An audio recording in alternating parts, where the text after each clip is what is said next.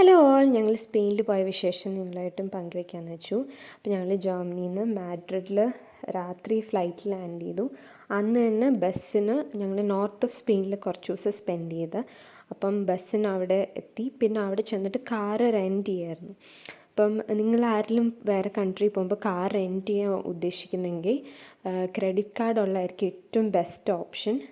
Luckily ഞങ്ങൾ choose ചെയ്ത agency debit card accept ചെയ്യായിരുന്നു, അതുകൊണ്ട് കുഴപ്പമില്ലായിരുന്നു.